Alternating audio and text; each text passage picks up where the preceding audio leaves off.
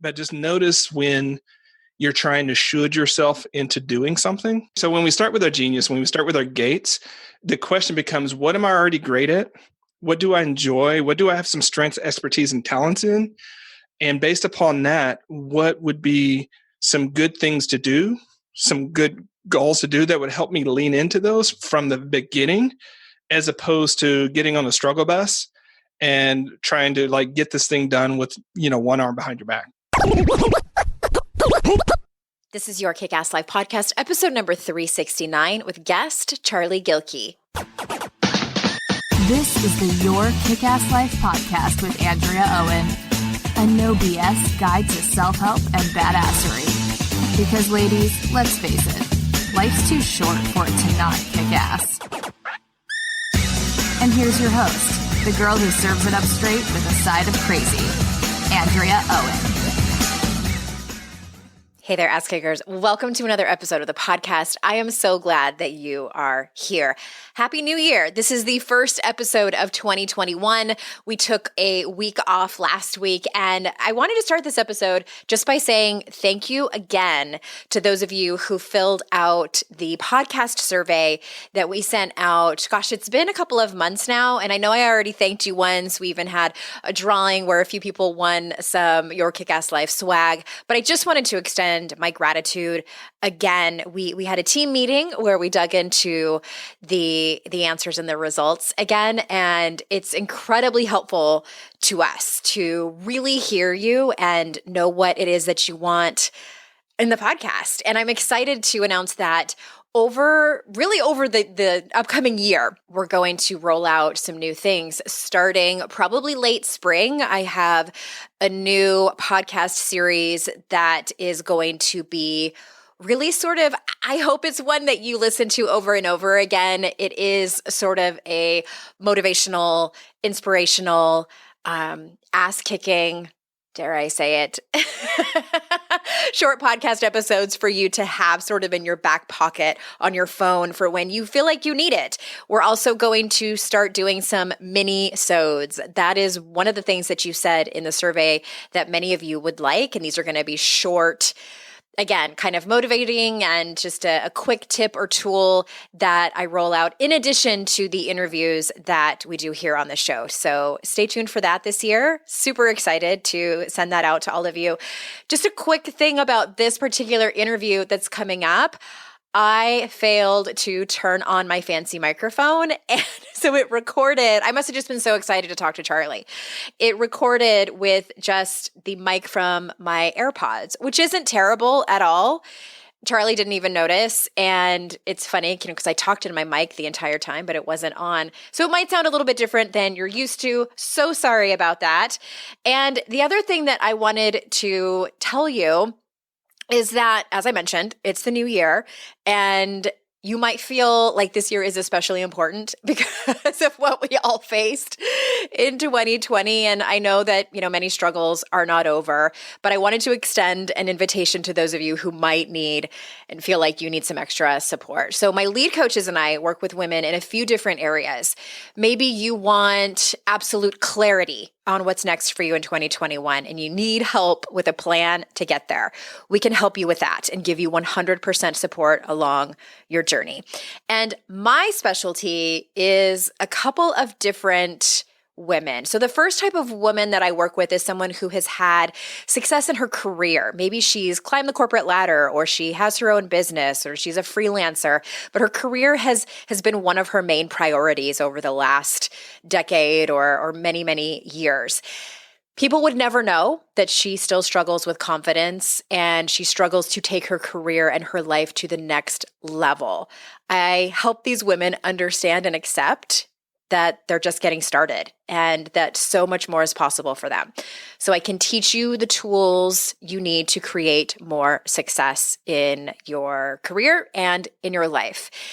The second type of woman that I love working with, that is my zone of specialty, may or may not have put her career first. She might be a mom of small children or grown children, or motherhood may not be in the cards. She loves bettering herself and has seen some good results from the podcasts and books she listens to, and knows that she Maybe she feels like it's kind of like a tap on her shoulder that she might have a problem with her relationship with alcohol. About half of the clients I take on struggle here. And while working with me is not a recovery program, I am certified in the She Recovers coaching and have 9 years of sobriety and recovery myself. So I can help you get clarity. I can help you create a plan and help you activate massive self-awareness that is unique to you. Not all of the clients that come to me end up getting sober. Some of them, it really just depends. So let's talk. There's a couple of different ways that you can apply to work with us. Really the easiest way is to text the word apply to 33777 and the link will be sent to you. Again, the application does not obligate you in any way to work with us. We'll figure out if you are a good fit for either me or one of my lead coaches. Again, just text the word apply to 33777. All right, now on to the show, the first show of 2021. Charlie Gilkey is back. He's been on the show a couple of times. I feel like he's been on twice. Maybe it's just once because I've been over on his show as well. But for those of you that don't know who he is, let me tell you a little bit about him.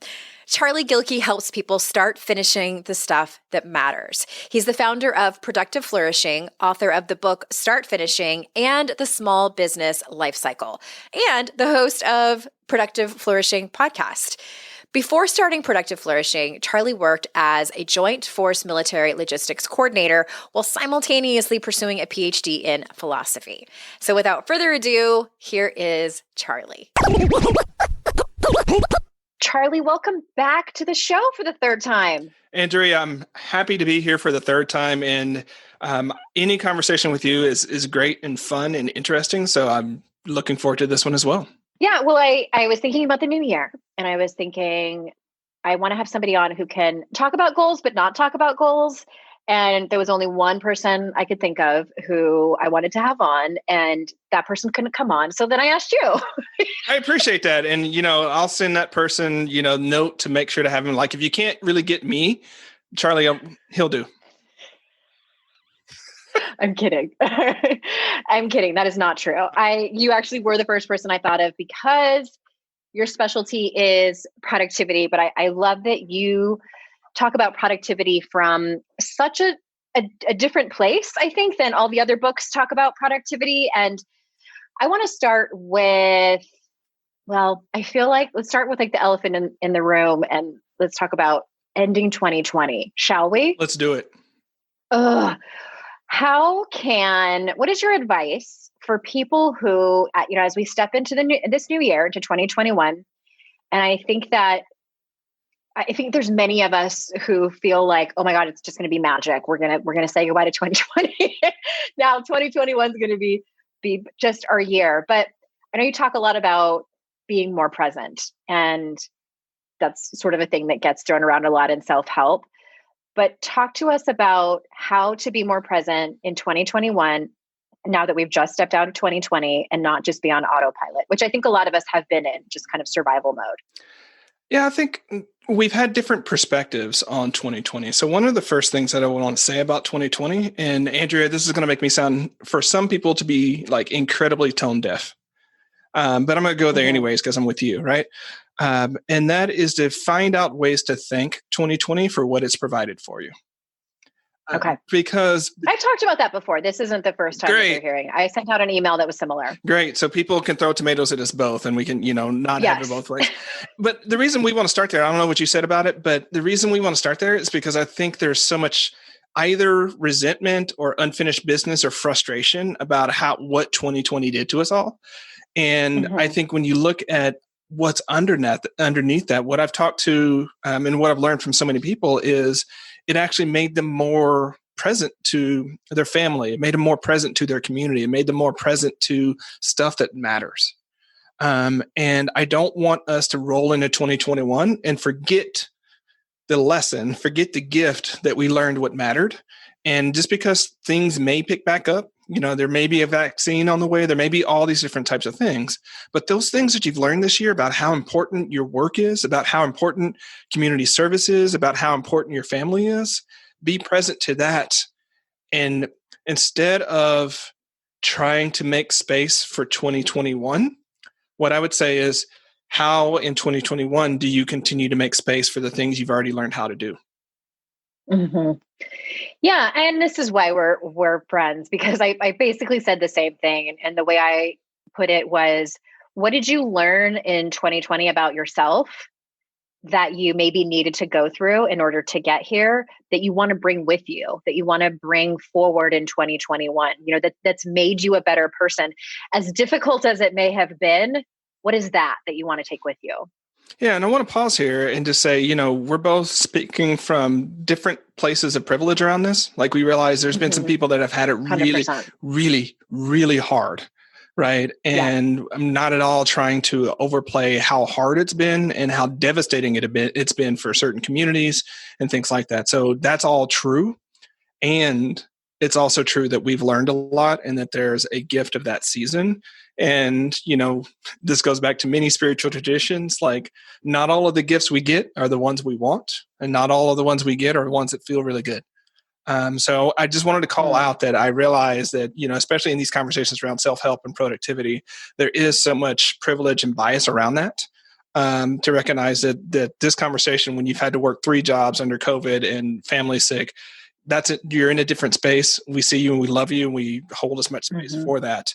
Odds are you're probably not listening to this podcast, though. Yeah. Or there's people out there who don't have any job, who lost their job, or, parenting children that stayed home all year from school, or lost a loved one to COVID or something else. And I think the recovery from this year with the global pandemic and the economic downturn and it being an election year here in the States, it was a lot. It was a lot to carry. And I think that is not going to magically go away in 2021. And so, and I'm glad you pointed that out. Yes, it's going to look different for every single person. And hopefully, people like us that do have a lot of privilege, that will teach us, if nothing else, to be compassionate for those who really, truly struggled in 2020. Yeah. Remember back when everyone was rushing around toilet paper because they didn't know if they were going to be able to get it? Yeah. Like, that's many of our fellow I get mine Americans. At Costco, so I wasn't worried. That's many people's day-to-day reality. It's not because there's not toilet paper on the shelf. There's not money to get the toilet paper. Right. Yeah. And so I think that's another one of those gifts of COVID is like, if you've never been through that position before, now you understand in a different way.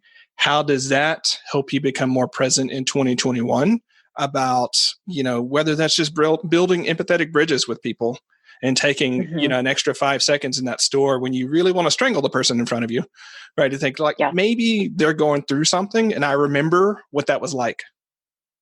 Right? Yeah. And so I'm just going to breathe a little bit for them, but also I'm going to breathe for me because I'm stressing myself out for, a 15-second transaction. Sure. Building empathetic bridges. I love that so much. And I want to sort of switch gears here, and it's the new year. And, a lot of people talk about, and just if you're in the self-help world, I know that this is the only self-help podcast that people listen to. People, I think no matter what's going on in the world, are going to be talking about goals in January. So I guess my question is, how and why should someone first identify their genius when it comes to tackling their goals? Because that's something you talk about. Yeah, so I did talk about this quite a bit in Start Finishing. And I talk about it as their gates. And their gates are your genius, affinities, talents, expertise, and strengths. And typically what we do, Andrea, is we'll set a goal and then we'll start thinking like, crap, how am I going to get that goal? Like, how am I going to pull everything together and figure that out? And unfortunately, because of head trash and some of the mindset stuck that we can get in, we have this very frustrating tendency to choose to do goals that actually are things we're bad at because we want to get better at those bad things, as opposed to thinking, what am I great at? And how am I going to leverage that? So when we start with your gates. Well, wait, I'm going to stop you. Give us an example of something common that you see where someone does that. where they're like, oh, well, this is the year that I'm going to start blogging, right? I've been saying it, like I've had troubles with writing, but when you look at it, it's like they love their podcast, right? They love podcasting and they just want to do more podcasting, but they're like, this is a year I start blogging. And I'm like, well, it could also be the year that you really amplify your podcast and make that your primary, sort of platform there. Or, this is the year. So the goal is something that like they think that they're supposed to do or that someone told them that they should do. Is it something like that? Yeah. I think most of us, when we're really paying attention, know the difference between a should goal and a get to goal. Right. Okay. And notice, Andrea, like it's very odd and uncommon for us to use like, I should do this thing for something we really want to do. We only use should when there's some sort of tension or external, like we use, I get to do this, right? So I really have people pay attention to the linguistic structures they're using around some of these goals, because it turns out that those should goals may not be the right goals for you. Those get to goals that really allow you to lean into your genius, lean to what's exciting, lean to what's calling to you, is actually what you can use to fuel your projects. Because it's really funny. Like, I think we may have talked about this, Andrea. We don't need an accountability buddy or a productivity system to eat ice cream. Like, if it's in front of us, we eat it. It's got its own inherent sort of pleasure factors to it. But a lot of times when we look at our work, it's like, oh, I need to get motivated. The first time someone tells me about getting motivated, I'm like, maybe you're doing the wrong thing. Yeah, I don't have to get motivated to eat ice cream. Yeah. Now, to be clear, I don't want to sound like I'm speaking out of both sides of my mouth here. There's a lot of times when we're doing something that's difficult, that it's harder for us to get into it. That's different than just like, I got to build up motivation. So I'm not on the like passion train, like follow your bliss and follow your passion, because I think that can lead us to a road of despair and frustration. But just notice when you're trying to should yourself into doing something. And the annoying coaching question I'm going to ask on that is, how's that working for you? To quote the philosophical Dr. Phil. Right. So when we start, how's that working for you? How's that working for you? So when we start with our genius, when we start with our gates, the question becomes, what am I already great at? What do I enjoy? What do I have some strengths, expertise, and talents in? And based upon that, what would be some good things to do, some good goals to do that would help me lean into those from the beginning, as opposed to getting on the struggle bus and trying to like get this thing done with, one arm behind your back. Okay. And we'll put a link to, because the last time you were here, we talked more specifically about start finishing, and we'll put a link to that episode as well as the book in the show notes. So can you name the gates again, just so I can hear them? Genius, affinities, talents, expertise, and strengths. Okay. It's a catch-all acronym because I didn't want people to be like, well, what's the difference between a talent and a strength? And I'm like, what do you like? That's really what I'm trying to get at. What are you great at? What has some natural spark to it? So it's kind of a catch-all that includes genius as well. Okay. Well, I talk over here a lot about, we refer to our support system as our marble jar friends. It's a term from Brene Brown's work.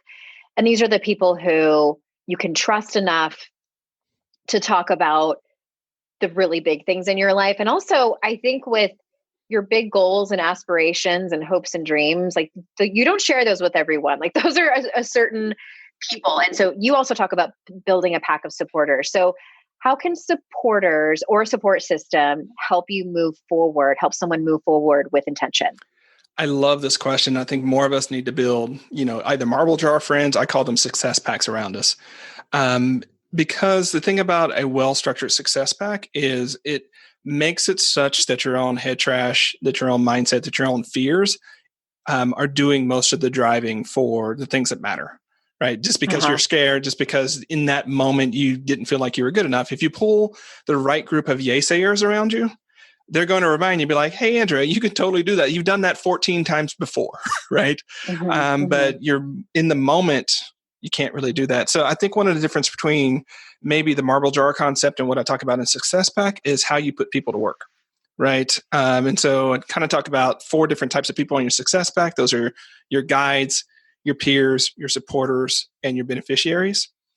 And those four different people do different things. So for instance, your guides, you really recruit them because of the way they see the world. So you're hiring them for their eyes, as it were, right? Your peers, you're hiring them for your brains. Like those are the people you're talking about, you're talking with, your soundboard, and you're figuring things out. Your supporters are your hands. These are the people actually doing work directly for you or indirectly so that you can push your project forward. So that neighbor kid that watches your kids on Saturday so you can do the stuff that matters to you, they're a supporter in your success pack. And lastly, your beneficiaries, who you hire or who are the heart of your projects because they're the reason you're doing the work, right? When it comes down to it. And so when you think about building your success pack, it's like, who are the people I need to surround myself with such that I see the world in a way that inspires me and reminds me that it's bigger than what I think it is, and that the world that I'm trying to make is one that I can create. So that's what your guides do. Who are those peers around you who know enough to ask you the great questions, but aren't just in your echo chamber so that you get the same damn 20 questions, right? Who are the supporters? And this, I'll pause here because I know for women, they come back to me and say, like, the supporters is the hardest piece, right, for them. Asking for people to help them, receiving support. That's really hard for many reasons that you talk about a lot on this podcast. And then beneficiaries. And now the trick here, Andrea, and this is going to make people really uncomfortable, I should say. It's going to make them uncomfortable. You recruit and build your success pack before you build a plan. That's the critical link that people do. They're like, I'm going to figure it all out. I'm going to do this. I know what I'm doing. And then they'll spend 6 to 9 months Googling it and reading all the books and all the things. And then they'll basically go to their success pack and be like, I have a plan, yes or no. And it gives the people like, okay, I can say yes or I can say no. And there's not much room for actual co-creation and collaboration here, right? You haven't really let me in. You've shown me the made up, pretty version of yourself that you want me to see. Like, pull people on sooner because your success pack will help you set better goals. They'll help you make better plans, and they'll help you figure out how to extract yourself when you've locked yourself into a cage, right? And so that's what I think I really want people to flip is like, set the goal. You can have it be a rough intention. Pull the people in that can help you make that goal real, and then get about planning. Then get about doing. Don't do all of the goal setting, planning, and doing. And then when you're like, crawling through the project desert and you've taken it as far as you can and you reach up to your feet, you're like, help, right? Help me now. Don't do that. That's the hard way. Right? I have found that my strongest relationships are the women that I've been friends with from the beginning. But I also want to point out and be very transparent about the fact that I've had relationships that I have had since the beginning or almost the beginning that have ended for various reasons. And some of those have been falling outs. Some of them have been betrayals and disagreements and arguments. So, and this podcast audience is largely women. And I think what tends to happen is that many people listening, not all, but many don't trust other women. I mean, this is a whole nother conversation, but I want to point that out because I just want to make sure that we talk about the elephant in the room and say it's not as easy as just, going on Bumble BFF, which is a thing actually, and finding your community of women, your support system, and then you trust them implicitly for them to walk through whether it's your professional goals or your personal goals or your relationship woes and all of those things. So I think that the bottom line of it that I want to leave people with is, yes, your stuff is real around, it's cultural and it's personal. I think, the whole lack of trust that many of us have for other women. And at the same time, please, please, please work through your stuff and keep trying. They're out there. Yeah. I so love this on so many levels here. Andrea, I want to be like, let's talk about it. And I realize that, that on this podcast, we may not have the time to talk about it. Yes. I'm not at all advocating that what I said was easy. I didn't think that you were saying No. But I'm glad you did though. Right. Sometimes it's the simple things that are hardest to do.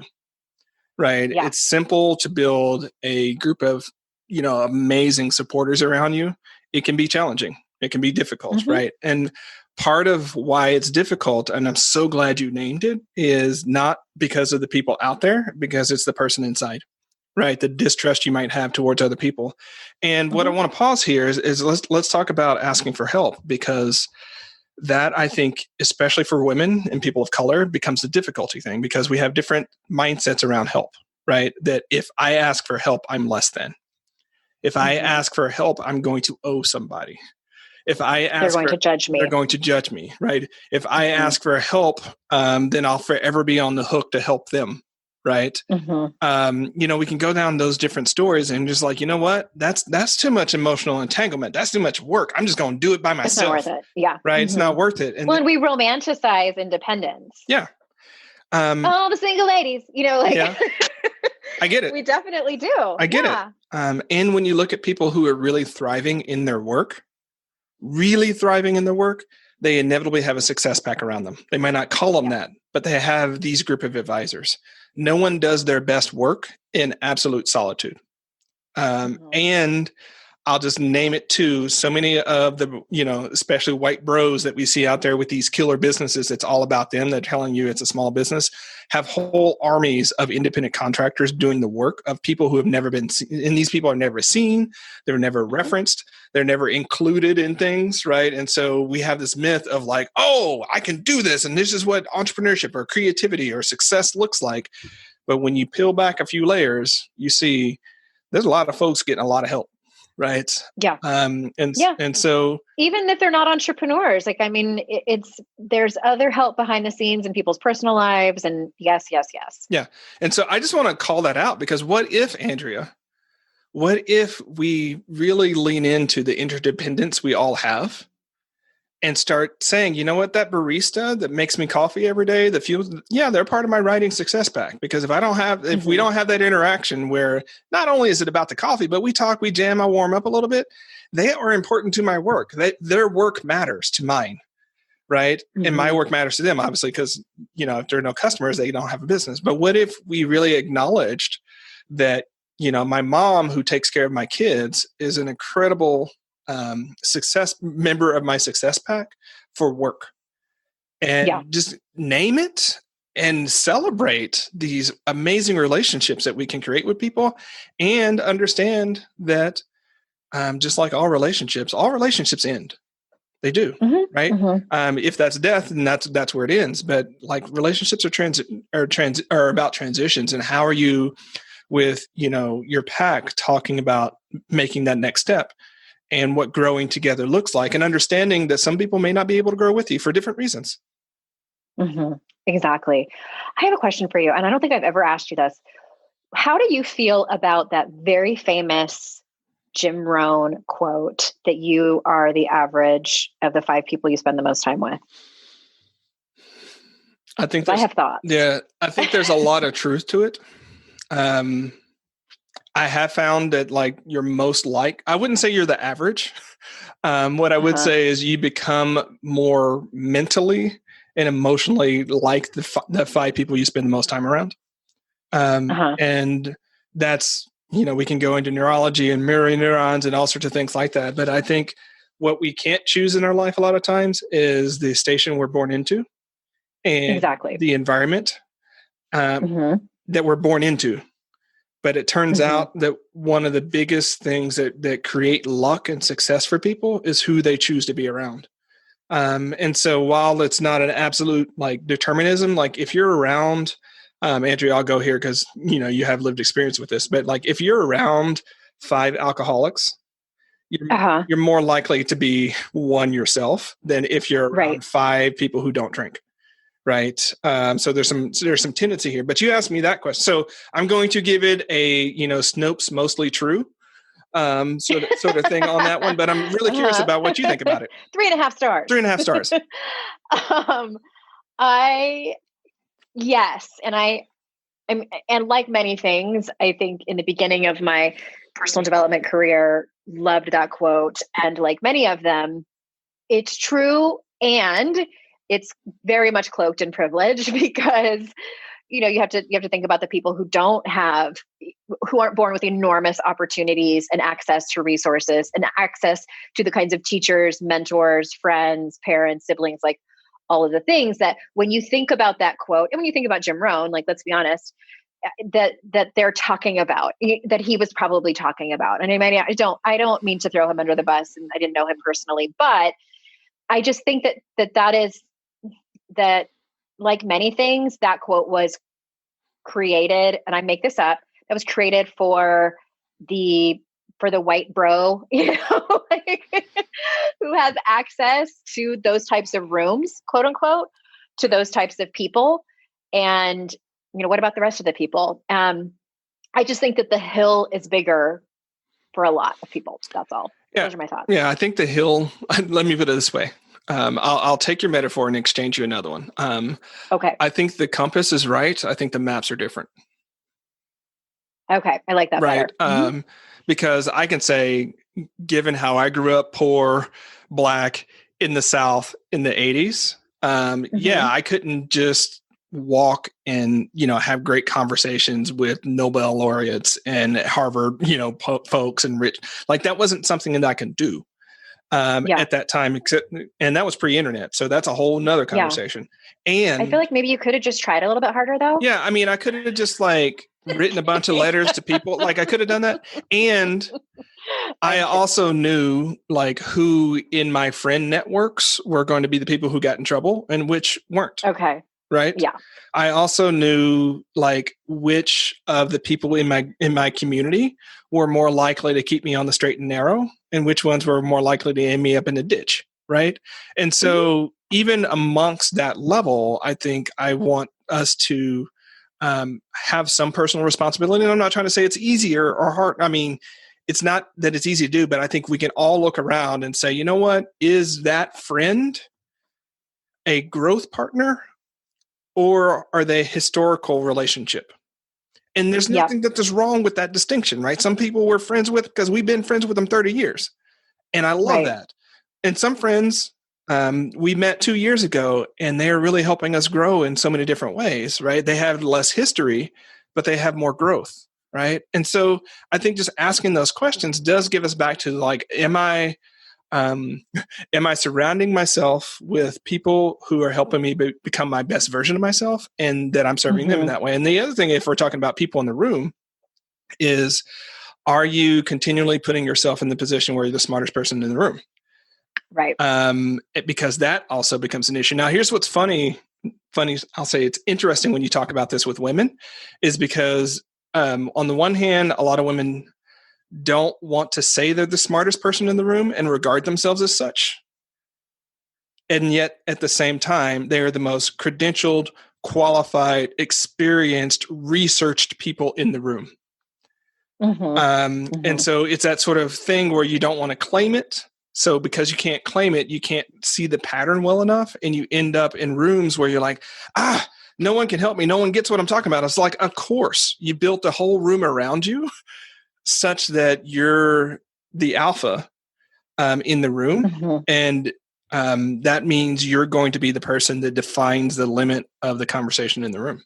Yes, to all of that. And, and I think for the people listening, I think now they're probably at a place in their life where it is possible for them to take inventory of the people around them and maybe set some boundaries. And maybe that boundary looks like that you don't share with your childhood friend the dream that you have of writing a book or starting your own business because they still think that is like the scariest thing ever. And they're going to tell you, they're going to be the naysayer. Like, you surround yourself with, I like that you call that yaysayers. I've never heard that term before. I like that. Steal it. It's also in the book, but steal it. But I want to quote myself. Okay. So you can steal it and then put it in your own quote and quote yourself. Let's do it, Andrea. Go. I'm going to plagiarize. No, in 52 Ways to Live a Kick-Ass Life, I wrote, surround yourself with assholes and you're in for a shitty life. And I didn't realize when I wrote it that it's like pun intended. You really didn't see that one? I didn't. No pun intended. Not until it actually was about to come out and we were pulling quotes to make memes. And I was like, oh my God, that's kind of gross. Like if you think about it, but it's also kind of funny. Yeah. Yeah, I'm sorry I didn't see the manuscript because I would have called that at the very beginning because that's hilarious, right? Surround yourself with assholes and you're in for a shitty life. Yeah. So go ahead. It takes work. I'm just saying, like, it takes work. It takes intention. Many times it takes setting boundaries, and it also takes trusting new people. And that is very scary. It's not always going to work out. I'm not going to sit here and tell everybody, yay, go out and trust new people. And you're going to have these fantastic, beautiful, nurturing friendships. Not always. I have been betrayed. I've been stabbed in the back. I've been yelled at. I've been called names. I mean, that's very rare. It's a very rare occurrence. Yeah. That's maybe like 0.5%, but it does happen. Yeah. Why you got to tell our business like that, Andrea? No, I'm joking. Oh, I know. But here's the thing though. Here's where I want to invert the question a little bit, or invert what you're saying. Yes, all that's true. But I think what we fail to think about is how much work we're already doing with our status quo. Right. You're like, oh, it's really hard to go make friends and build a success pack. And yes, it is. And how hard is what you're currently doing? Right. Mm-hmm. Let's put that on deck. Like all those extra long days you put in, all those ways of you carrying the full responsibility for your work and your goals, all those days of you being the inevitable martyr in the situation, that's hard too. Yeah, it is. And think about the alternative. And I always ask people too, like, how bad does it have to get? How hard does it have to get for you to take different action? I do a lot of coaching, Andrea, you know this, right? So, and some of this around, women and what they get into is coming from my work with women who are executives. So, I had one of my clients who she was talking about something and we had talked about it for a few times. And she sort of brought it up again. And I was like, are you in enough pain to take this seriously yet? Mm-hmm. Because apparently in the past you were not in enough pain. It wasn't hard enough yet for you to really take action on this. So I'm asking, are you in a different space today than we were last time? And it wasn't just me being a butthole, right? Although I can be that when it's needed. It was really saying like some of these life-changing, career-changing, work-changing things that we need to do. The level of pain that we're in has to be greater than the level of pain of making the change. Because as long as we perceive that imbalance as like, well, it's going to be hard work to make this change. As long as we don't see that relationship with the hard work is going to be to not make the change, we're going to continue to stay stuck. So sometimes there's a really great way of asking yourself, like, is this painful enough that I want to address it right now? And if the answer is no, then go on about your life. Like do something else. It might be no. Right. But if it's yes. I always give people that option. Yeah. Like I'm not here to judge you. Like I can't want it more than you. Yeah. But where's your tipping point? And either your client or the people listening, like you're the only one that knows what that is. And I always refer to it as a pain tolerance. Yeah. Like everybody has a different pain tolerance. Mine might look different than yours, what might look different from Charlie's. And sometimes it's just having that conversation, whether, we're coaching a client or whether a listener right now is having that conversation with themselves. What is your tipping point? Like, I don't know what that looks like for you. And the whole tough love thing, I think that as experienced coaches, we listen to our intuition and know when it's time. Like I don't think I've ever done that like in a first session with a client, no. But I have done it like in a fourth session when I've heard the same goddamn story. I had the most badass client one time. And she kept coming with the same story. And I interrupted her and I said, I am so tired of hearing this story. I can't even imagine how tired you are of hearing yourself tell it. And as soon as I said it, I did have that like, oh shit, like that may have been a little bit too harsh, even though I knew that it wasn't. And she told me later, she's like, that's exactly what I needed to hear. And then she did end up taking action on it. But sometimes we need that slap in the face. I think so. And especially so much of the conversation has been around like powerhouse women. Like, again, if you're in the space where like you've surrounded yourself with people who can't ask that question, right? They're going to really go into problem solving mode. They're going to go into all sorts of ways of trying to help you figure it out. But the thing about it is you haven't figured out whether it matters enough to figure out. right? And so you just invite people into these. Sometimes when it comes to strategy conversations, I make it's kind of like a game of social Sudoku. Like we're just moving things around. We're having this game, but we're really not doing anything, right? And we all like to play that game, but nothing's changed. And so in this scenario, your scenario and one of my clients is like, look, are you in the space where this matters enough for you to figure out? And if the answer is no, let's table it, right? And talk about something else that does matter. But if it's yes, all right, let's get it. I'll follow you later here. And as my mom used to say about this, shit or get off the pot, right? Do one or the other. Yeah. Best saying ever. She's gonna be mad that I said that in public. Oh well, Mom, it's a good lesson.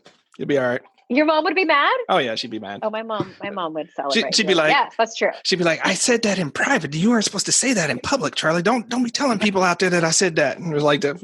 It's a good lesson though. It's what you learn. Anyways. Shit or get off the pot. Yep. Yeah. And I think that mental gymnastics that we do is, and I have so been there.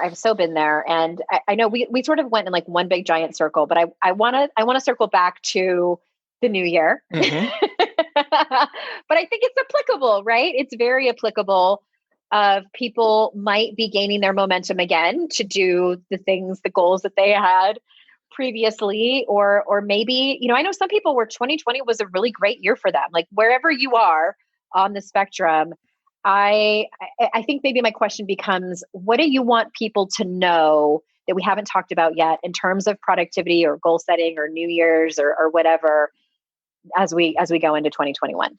All right. So I'll try to wrap it up with 3 points. Let's see if I can do it. Okay. One, when it comes to 2020 or whatever you're facing, make it less about what's happening to you and more about how you're responding to it. I think when you take that level of that ownership and responsibility, you'll see that you can co-create new pathways to where you're trying to go. So that's step one. Two, plans are guides for action. And when reality changes, the most reasonable thing to do is to change the plan, not to try to change reality. And I say that because people will get so wrapped around the axles about the plans and intentions they made, such that the story and the head trash becomes around them not following the plan, not doing it. I'm like, what if that plan its sole job was to get you to this moment of choice for you to make another choice in this moment to go forward? It wasn't a guide for you to do exactly that sort of thing. And so just give yourself some grace, but realize that the plans are made to guide action, not to put you in a straitjacket. And the third thing that I would say on this one is, though it may be harder, pulling people in sooner will make your goals and projects so much better and so much more worth doing. Yes. I think that was such a fantastic wrap up. And thank you for wrapping that up into 3 points. You did I just want to give you an A+.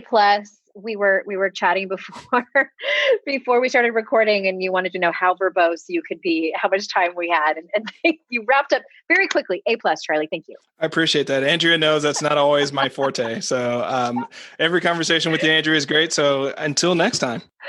Until next time, everybody. Thank you so much for being here. Thank you for your time. I know how valuable it is. And remember, it's our life's journey to make ourselves better humans and our life's responsibility to make the world a better place. Bye, everybody. Thank you for listening to Your Kick-Ass Life podcast. If you'd like some extra support, we would love to see how we can help you. You can apply for private coaching by simply texting the word apply to 33777, and the link will be sent to you.